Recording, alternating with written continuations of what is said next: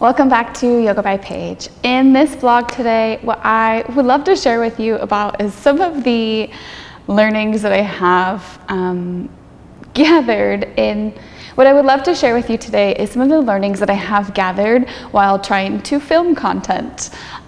It's been a little bit of a comedy of errors, and I guess my journey actually starts back in 2013 when I was a brand new yoga teacher. I was spry and bright-eyed and bushy-tailed and was going to take over the world by sharing yoga with every single person that I encountered. I don't know how much of that has changed. I still very much feel that way, but I think my approach is maybe a little bit different. The biggest things that have changed is I used to record some videos, and if you go to my YouTube channel, you'll actually see some videos from that time on this tiny little Canon PowerShot. It was a little digital camera, and I couldn't film for more than 10 minutes at a time. I was actually teaching at this really beautiful studio called Yoga on Yam Hill in Portland, Oregon, where we used to live. And the space was so beautiful, but I was so unprepared.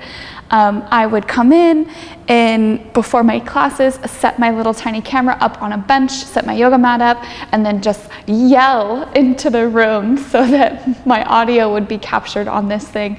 And if you go back to those videos, you can actually tell that I'm yelling, but you'll have to crank the volume up so high because the camera was 15 feet from me to be able to capture a full body. So it was pretty funny. Now, when I was in it, it was a little bit frustrating. I also didn't have any kind of editing software in the way that is available these days. So you got what you got. Like, it was a 1 and done, or maybe a 12 and done. And then I was just like, whatever, I'm gonna post this. Funnily enough, some of those videos actually gathered a whole lot of views, and then I started getting feedback that people couldn't hear me. I was really frustrated that I wasn't being able to produce something that I really loved. So ultimately I stopped recording. Flash forward to 6 years later, here we are. I have a little bit more of a setup. Maybe you have seen it. My amazing husband got me some lights from Amazon for Christmas, which was a really lovely surprise. He knows that this is something that I've wanted to do for a long time, so that I can expand my connection with you all out there in the world and to provide some more regular classes for my community that's here in Oakland. So the lights have been really great, and so of course with that was kind of the domino that I needed, or that was kind of the kick in the pants that I needed to pick this up again. So we have a much nicer camera these days. For the first part of the year, I was using a Canon, I think it's Canon. I was using a DSLR camera, which still posed some of the similar challenges as my tiny old camera way back in the day, where it actually limits the filming time to 20 minutes, which is a lot better, but not quite ideal, especially for the kind of content that I want to share and create. So my workaround for that was to create a warm-up video, kind of spend some time on like what a bulk of the class would be, and then to also create a cool down video. And that worked, but I noticed that I wasn't getting the engagement that I was really looking for. Ideally, the experience that I want to provide is that you can pop in a video, you know what you're working on, and then from start to finish, get a pretty well-rounded class. So here we are. I decided to invest in a little camcorder that will actually record, gosh, I think the limit is just what will go on the SD card, which is really amazing. I think for this particular SD card, I can film up to 200 minutes, which is just blowing my mind and absolutely exciting. And why this is the third day in a row that I'm filming, because I can. It's pretty amazing what the right tools will do for a setup. So what are some of the things that I have done to kind of create this experience is, one, you can kind of look around me and see that I just want the space to look pretty. I think things that are pleasing to look at are always nice to enjoy. So I've tried to gather some things from the house that I can do to create a visually pleasing experience. What else am I looking at? So I'll share a photo with the setup here.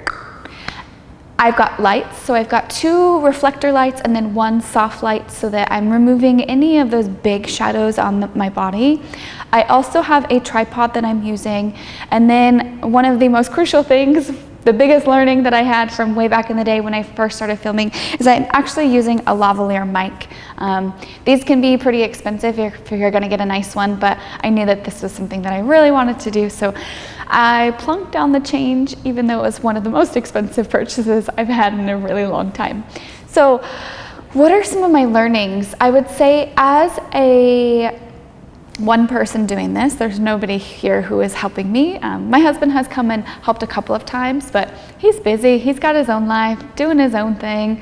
I don't want to have to always rely on him, so setting up as one person can actually take some time.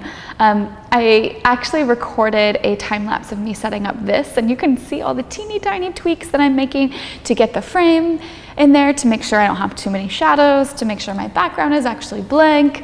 Finding space has been a big area as well. So there's this website called peerspace.com. I'll link it down below if you want to take a look, which is really cool, but can get really expensive really fast. So I've been lucky enough that in the studios where I teach, I've been able to strike up a deal so that in downtime when nobody's in the studio, I can actually rent out the space and record. So we've got our setup that's good. We have, what else do we have? We have the setup, which is crucial. We have the location, which is crucial. And then the last piece really is your content. So what is the messaging that you want to share? What are the types of classes you want to share? And this is something that I'm still very much exploring. I'm hoping with having the right tools in place that I will be able to really hit a nice rhythm.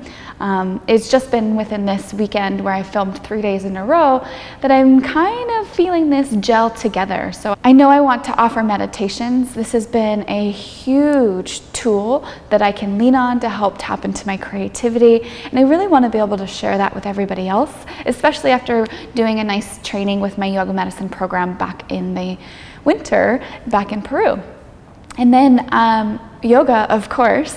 So, but there's so much that you can share in yoga and so many different levels of yoga students. So that's what I've been playing around with, and what you might notice on my channel is I have beginner classes, I have intermediate classes, I have some tutorials, and then now, of course, I'm adding blogs. So it's just about finding the right content, and in these early stages for 2019, it's such a build period for me. I'm kind of a little bit all over the place, and I'm okay with that. Until I really find that niche and really find what everybody's looking for, that is what I've got going on. So thank you for, again, being part of the journey, for sharing, and I'm really hoping that some of my lessons will help you out in your journey. If you like what you are seeing, be sure to hit that subscribe button. I release videos weekly, meditations, vlogs, and yoga flows. Thank you so much for being here. Namaste.